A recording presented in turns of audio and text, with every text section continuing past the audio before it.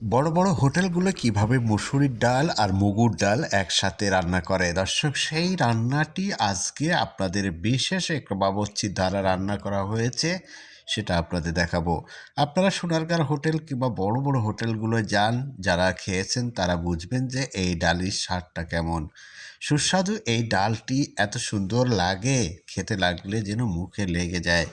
ইচ্ছা করলে আপনারাও এভাবে রান্না করে খেতে পারেন, তবে রান্না করার সময় একটু সতর্ক থাকবেন যাতে উপকরণটা ঠিকঠাক মতো হয়। এখানে আমি মশলা দিয়েছি, প্রথম দিয়েছি কাঁচামরিচ, লবণ, একটু হলুদ, একটু বাটা ঝাল, একটু গরম মশলা, যেহেতু গরম মশলা না দিলে তো স্বাদ হবে না।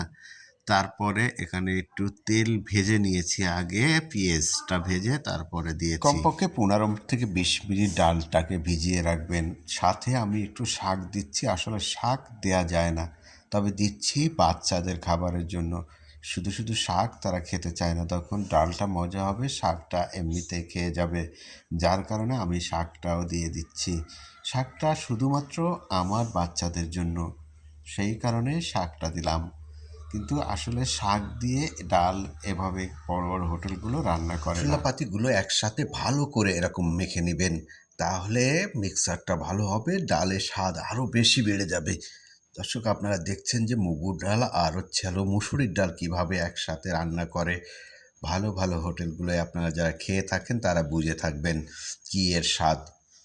দর্শক, আপনারা এরকমভাবে কিছুক্ষণ নাড়াচাড়া করে একটু কষাবেন। কষানোর পরে সুন্দর করে যখন জালটা টেনে যাবে, পানি একটু কমে যাবে, তখন আপনারা ইচ্ছা করলে আরও একটু পানি দেবেন।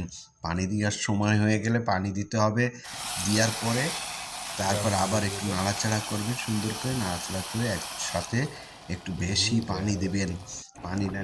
পানি দিয়ে তারপরে আপনারা এরকম রান্না করে তারপরে ঢেকে দিবেন। ঢেকে দিয়ে পরে আপনি ইচ্ছা করলে একটু চিনি দিতে পারেন স্বাদ বাড়ানোর জন্য। আমি একটু দিয়েছি চিনি।